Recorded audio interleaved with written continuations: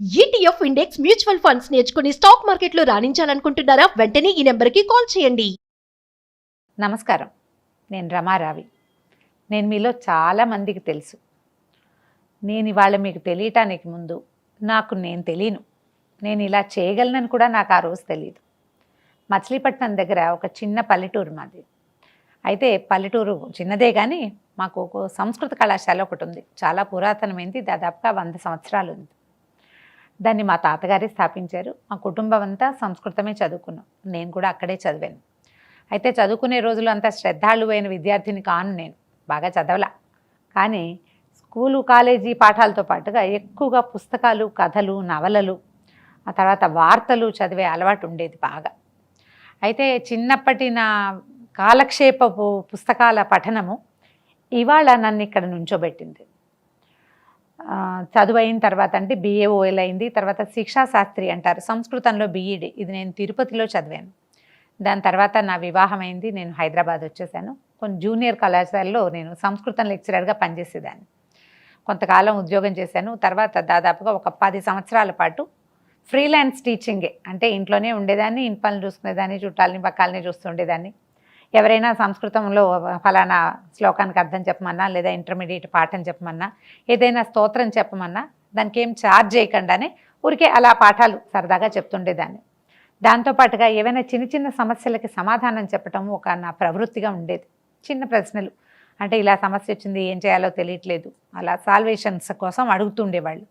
మరి నేను బాగా చెప్పడం వల్లనండి, లేకపోతే నా మాట తీరు వల్లన అయినా కూడా వచ్చేవాళ్ళు నా దగ్గరికి. ఏవో చిన్న చిన్న సమాధానాలు చెప్తుండేదాన్ని. ఇది ఎప్పుడు నేను వృత్తిగా అవుతుందని కానీ, ఒక ప్రొఫెషనల్గా నేను మారుతానని కానీ నేను ఊహించలే. అసలు నాకు తెలియదు కూడా. దాదాపుగా 5-6 సంవత్సరాల క్రితం 18లో మే జూన్లలో నా ఫ్రెండ్ ఒకరు, విజయలక్ష్మి, తను నన్ను సుమన్ టీవీకి తీసుకొచ్చింది.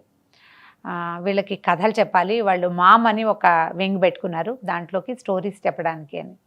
నేను మొదట వచ్చిన రోజున మీరు ఇవాళ ఏ మాట తీరు వింటున్నారో అదే మాటలతోటి నాన్న పులి కథ చెప్పాను.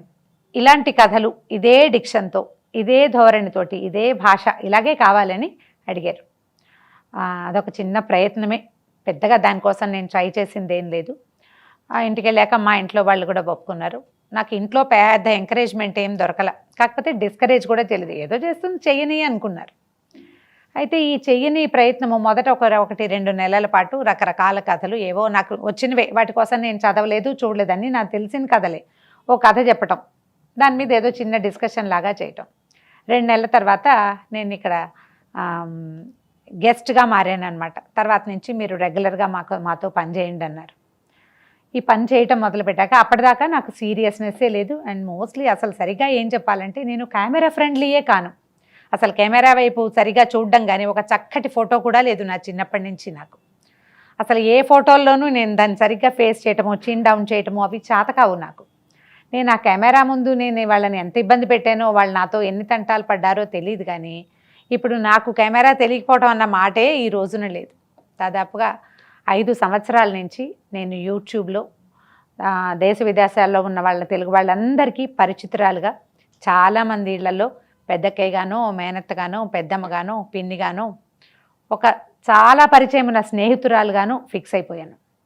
దీనికోసం నేను చేసిన ప్రయత్నం ఏంటంటే క్రమం తప్పకుండా సుమన్ టీవీకి రావడం.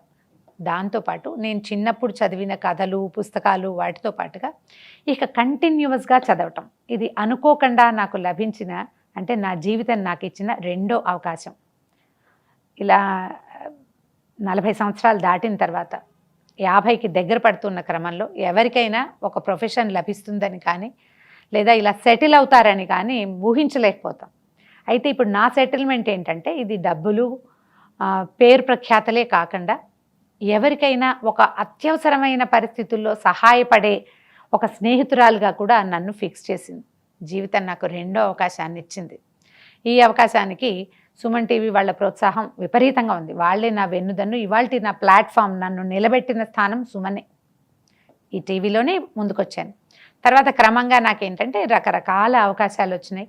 అనేక టీవీ ఛానల్స్లో పనిచేయటానికి, ఎక్కువ కాకపోయినా కొన్ని టీవీ ఛానల్స్కి వెళ్తూనే ఉన్నాను అప్పుడప్పుడు. తర్వాత చాలా ఇంజనీరింగ్ కాలేజెస్ నుంచి, స్కూల్స్ నుంచి నాకు ఆహ్వానాలు వస్తూనే ఉన్నాయి. నేను మాట్లాడగలిగే ఈ ధోరణి, తర్వాత సాధారణంగా మన ఇంట్లో వాళ్ళు, పక్కింటి వాళ్ళు, తెలిసిన వాళ్ళుగా అనిపించేటువంటి నా మాట తీరు నన్ను సక్సెస్ వైపుకి నడిపించాయి. దీనికి నేను చేసిన ప్రయత్నం ఏంటంటే, లోపల దాచుకోకుండా, ఏ ఇన్హిబిషన్స్ లేకుండా, ఈ మాట చెప్తే నన్ను ఏమనుకుంటారో నన్న భయం లేకుండా, నేనేమనుకుంటున్నానో అది, నేనేమిటో అది ప్రపంచానికి చెప్పటమే నా యొక్క సక్సెస్ మంత్ర అనుకుంటాను. నేను ఏదైనా సరే సూటిగా నాకు ఇలాగే తెలుసు, నేను ఇంతే చెప్పగలను, నాకు ఇది మాత్రమే తెలుసు అని చెప్పటమే నా యొక్క సక్సెస్ అని అనిపిస్తుంది. నేను చాలామందినే ఫాలో అవుతా, పెద్దవాళ్ళని, రకరకాల వాళ్ళని, అంటే గురువులుగా భావిస్తాను కొంతమందిని, మాస్టర్స్గా భావిస్తాం కొంతమందిని, స్నేహితులుగా భావిస్తాం కొంతమందిని. క్యాజువల్గా మనం ఎవరితోటి మాట్లాడినా సరే వీటందరితో పాటు, అంటే పెద్దవాళ్ళందరితో పాటుగా నేను మామూలుగా మాట్లాడే మాటల్లో నుంచి కూడా నాకు కావాల్సిన విషయాన్ని తీసుకోవటం నాకు భగవంతుడు ఇచ్చిన వరం అనుకుంటా. ఆ వరంతో ఇవాళ నా సక్సెస్ ఇట్లా నేను ముందుకెళ్తూనే ఉన్నా. ఎక్కడికి వెళ్ళినా నన్ను గుర్తుపడతారు, నేనని అందరికీ తెలుసు. అయితే మీ కథలు బాగుంటాయని చెప్తారు. ఇప్పుడు వంటలు కూడా చేస్తున్నాను. నేను పెద్ద వంటకత్తెని కాను, ఒక మాదిరి వంట వచ్చు నాకు. అది నేను చెప్పగలిగే విధానం కూడా నా సహజమైన ధోరణి వల్లే నేను సక్సెస్ అయ్యాను. ఇలా లేట్ ఏజ్లో ఏదైనా ఒక ప్రొఫెషన్ తీసుకుని సక్సెస్ అవ్వగలమా అంటే దానికి ఉదాహరణగా నన్ను నేను చెప్పుకోవటానికి నేను చాలా గర్వపడుతున్నాను. దీనికి ఏంటంటే మా ఫ్యామిలీ సపోర్ట్ ఒకటి, తర్వాత సుమన్ వారు వాళ్ళు ఇచ్చిన పూర్తి సహకారం. నేను ఏం చేస్తానన్నా, ఏదైనా సరే, మీరు రామాయణం చెప్పండి, భారతం చెప్పండి, పురాణాలు చెప్పండి, ఏం చెప్తానన్నా మీ ఇష్టం మేడం అంటాం, ఒక కెమెరా ఇచ్చేయడం నాకు. సో వాళ్ళు చెప్పించడం వల్ల అంతకుముందు నేను ఎప్పుడు చేయని కొత్త కొత్త ప్రక్రియలు కూడా, మామూలుగా నేను సినిమా కథలు చెప్పేదాన్ని, తర్వాత ఏమో సోషల్ స్టోరీస్, ఎట్లా అంటే మన చందమామ కథలు లాంటివి, కాశీ మజిలీ లాంటివి చెప్పేదాన్ని. జానపద కథలు చాలా ఇష్టం నాకు. వాటితో పాటుగా నేను ఏనాడు ముట్టుకొని కార్తీక పురాణాన్ని మొట్టమొదటిసారి 3 ఏళ్ల క్రితం సుమన్ టీవీలో చెప్పాను నేను. ఇప్పటికి 3 ఏళ్ల నుంచి అప్రతితంగా అది సాగుతూనే ఉంది. కార్తీక పురాణం తర్వాత మాఘ పురాణం చేశాం, తర్వాత శ్రీమద్ భాగవతంలోని దశమస్కంధం చేశాం, రామాయణం చేశాం. ఎన్ని రకాల కథలైనా సరే సులువుగా మనం చెప్పాలంటే కథలోకి మనం ప్రయాణించటం, కథ యొక్క ఆత్మని అవగతము అర్థము చేసుకోవటం, దాన్ని మనదైన భాషలో చెప్పగలగటం అనేది ఒక చిన్న క్రియ. దీన్ని కళ అని నేను అన్ను, నా ఒక అలవాటు. ఈ అలవాటుని ఇలా ప్రజలకి అందించేందుకు దొరికినటువంటి అద్భుతమైన అవకాశమే ఇవాళ నన్ను మీ ముందుంచింది. ఇలా ఎవరైనా ప్రయత్నం చేయొచ్చు, ఇది ఒకరి సొత్తు అయితే కాదు. నేను చెప్పినట్టు చేస్తేనే కుదురుతుంది అన్న మాట అసలు లేనే లేదు. ఎవరికి చేత వచ్చినట్టు వాళ్ళ కథ చెప్తాం. నేను కథ చెప్పే విధానం ప్రజలకు నచ్చింది కాబట్టి ఇవాళ నా సక్సెస్ ఈ రకంగా ఒక గాడిలో పడిపోయి ఉన్నదన్నమాట. నేను ఎక్కడికి వెళ్ళినా నా కథల ద్వారానే నా గుర్తింపు. చూడండి, ఒక సింపుల్ విషయం, తేలికపాటి విషయాన్ని చెప్పటం వల్లే నాకు సక్సెస్ వచ్చింది.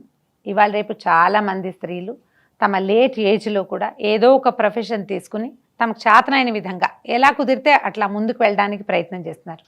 సోషల్ మీడియా దానికి చాలా హెల్ప్ చేస్తుంది.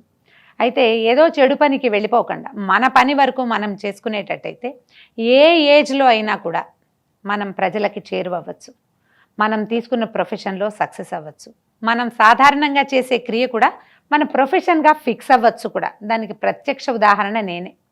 సరదాగా ఆటకాయితనంగా చెప్పేది, ఒక పెద్ద కథ చదివితే, నేను ఒక 100 పేజీల కథ చదివాను అనుకోండి, 10 నిమిషాల్లో చెప్పేస్తాను దాన్ని. నేను ఒక అరగంటలో చెప్పే కథని 4 వాక్యాల్లో రాయడం అలవాటు చేసుకున్నాను నేను. 4 సెంటెన్సెస్ రాసుకొస్తాను ఒక బుక్లో. అసలు 10 నిమిషాలు మా కథలైతే, పంచతంత్ర కథలు కూడా జస్ట్ పేర్లు, ఒక సెంటెన్సు మాత్రమే ఉంటుంది. సినాప్సిస్ రాసుకోవటమే. ఆ కాస్త రాసుకుని దాంతో నేను 15 గంట 20 నిమిషాల పాటు కథ చెప్పగలుగుతాను. ఇది ప్రాక్టీస్ చేశాను అనమాట. ఇప్పుడు నేను ఒక దాంట్లోకి మొదలుపెట్టాక మనం ఏం చేస్తాం, మొదలైన తర్వాత దాంట్లో ఇంకా ఇంకా సక్సెస్ అవ్వడానికి ప్రయత్నం చేస్తాం కదా. ప్రతి వాళ్ళు ఇలా ప్రయత్నం చేస్తే జీవితంలో ఎప్పుడూ ఏది కోల్పోరు, ఎప్పుడు తమదైన లెవెల్స్లో తాము గెలుపొందుతూనే ఉంటారు.